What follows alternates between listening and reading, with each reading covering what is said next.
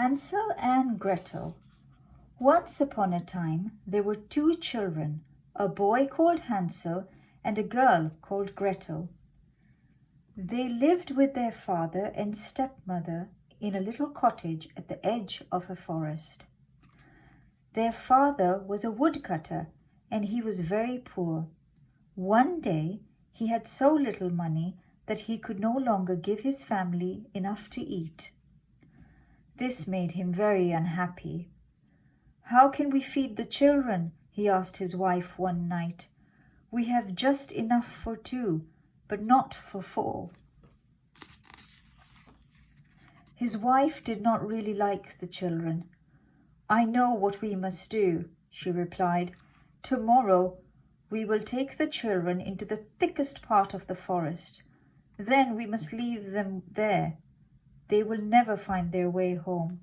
We shall be free of them." "I could never do that," said the woodcutter. "How can you even think of such a thing?" "You fool," his wife cried. "Then all 4 of us will die of hunger." The woodcutter's wife gave him no peace until at last he agreed. Too hungry to sleep, Hansel and Gretel overheard what was said. Gretel cried bitterly. "Don't worry," said Hansel. "I will look after you." Once his parents were asleep, he crept quietly outside. White pebbles lay around like silver coins in the moonlight. He filled his pockets with them and went back to bed. Early next morning, the woodcutter's wife wakened the 2 children. "We are going into the forest to chop wood," she told them.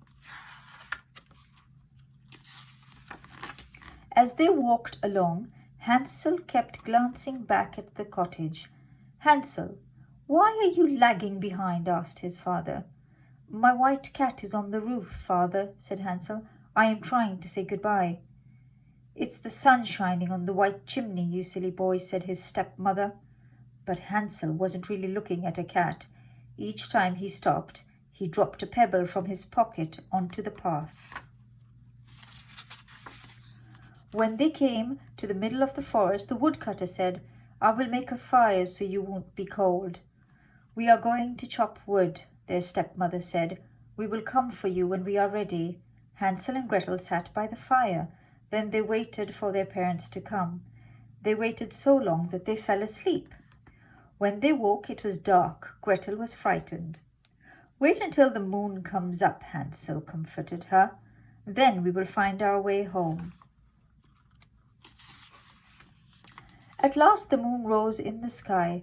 Hansel took his sister's hand and followed the pebbles he had left on the path. They shone like silver coins in the moonlight and showed the children the way home. "You naughty children," scolded their stepmother. "Where have you been?" The woodcutter was very happy to see them. It had broken his heart to leave them in the forest. Before long, the family had very little food again. One night, the children heard the stepmother talking to their father. "We have half a loaf of bread left," she told him. "Once that is gone, we will have nothing. We must take the children deeper into the forest. This time, they must not find their way home." The woodcutter's heart was heavy. He would rather have shared his last crust with his children, but his wife would not listen to his pleading, and again he had to agree. As soon as the woodcutter and his wife were asleep, Hansel got up to fill his pockets with pebbles as before. But his stepmother had locked the door. Sadly, he went back to bed. "Don't cry, Gretel," he said bravely. "All will be well. You'll see." Early next morning, the stepmother wakened the children. Before they left for the forest, she gave them each a very small piece of bread. As they walked through the trees, Hansel lagged behind and stopped every now and then. "Hansel, why do you keep stopping?" his father asked. "I'm looking back at my little dove," Hansel replied. "He's nodding goodbye to me." "That isn't a dove, you foolish boy," said his stepmother. "It's the sun shining on the chimney." But Hansel wasn't looking at the dove. Each time he stopped, he dropped a crumb of bread onto the path. The woodcutter's wife led the children to a part of the forest they didn't know. "Stay here," she told them. "We're going into the forest to cut wood. We'll fetch you in the evening."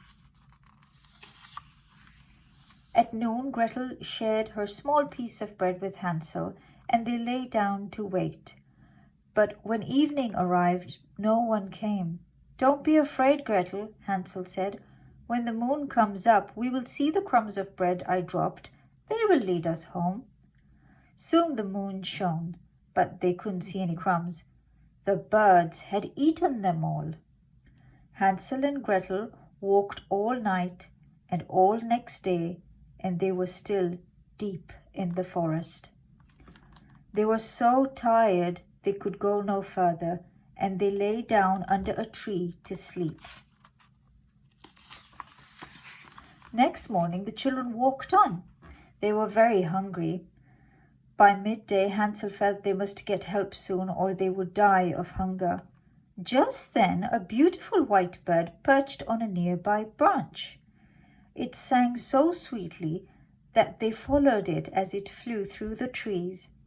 The bird led them straight to a little cottage. "Look, Hansel," cried Gretel. "The cottage is made of bread and cakes, and the windows are made of sugar." Hansel broke off a piece of bread. Gretel took a bite from one of the cakes. Soon they were both munching happily. Just then the door opened, and out came an old woman walking on crutches. Hansel and Gretel were so frightened they dropped what they were eating, but the old woman smiled at them. "Come in, children," she said. She led them inside the little cottage. A meal of pancakes, milk, and fruit lay ready on the table. In the back room were 2 little beds.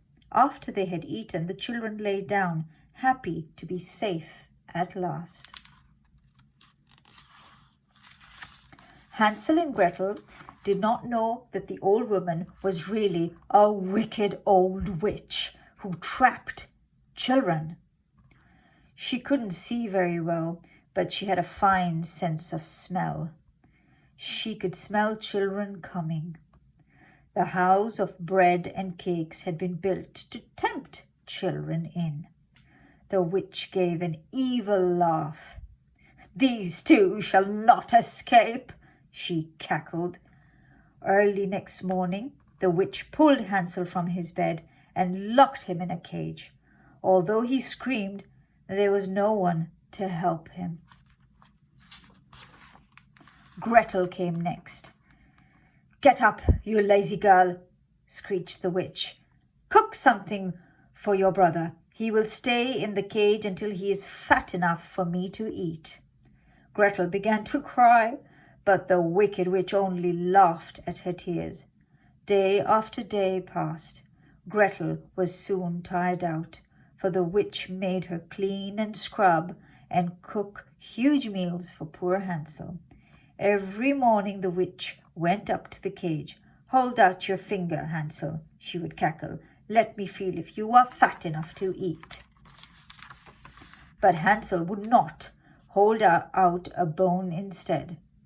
The witch had such bad eyesight that she always thought it was his finger. She wondered why it grew no fatter. 4 weeks passed. Because of Hansel's clever trick, the witch thought he was still very thin. She lost her patience. "Fetch some water, Gretel," she shrieked angrily. "This morning I will kill Hansel and cook him." The tears ran down Gretel's face. "First of all, we'll bake some bread," the old witch said with a sly look at Gretel. "I have already made the dough and heated the oven." She pushed Gretel up to the oven door. "Go on," said the witch. "See if it's hot enough. Then we'll put the bread in." But she really planned to put Gretel in the oven to bake. Then she would eat the little girl as well as Hansel. Gretel had guessed what the wicked witch was thinking. "I can't go in there," she said. "I'm too big." "You silly child," the witch said angrily. "Look, I could even get in myself." She bent down and put her head into the oven. Gretel gave her a hard push and she fell right inside. Shutting the iron door, Gretel bolted it. The witch couldn't get out. Gretel ran to Hansel's cage. "The witch is dead," she cried. "We're safe. Now I must get you out of that cage." Gretel couldn't find the key, so she broke the lock with a poker from the fireplace. The door swung open. Hansel sprang out like a bird from a cage. They hugged one another over and over again. Now they had nothing to fear, and when they looked over the witch's house, they found caskets of pearls and precious stones. "These are better than pebbles," said Hansel. He put as many into his pockets as they would hold. Gretel filled her apron. They left the witch's cottage and walked away through the trees. It was dark in the forest, but when they were lost, the friendly birds and animals showed them the way. At last, Hansel and Gretel came to a part of the forest they knew. They began to run and at last came to their own home. Inside, they ran into their father's arms. He had not had one happy moment since the children had been left in the forest. He was alone now, for their stepmother had died. "I'm so glad you've come home," he said. Gretel shook out her apron, and pearls and diamonds rolled all over the floor. Hansel threw out one handful after another from his pockets. Their troubles were over. From then on, the woodcutter and his children all lived happily ever after. The end.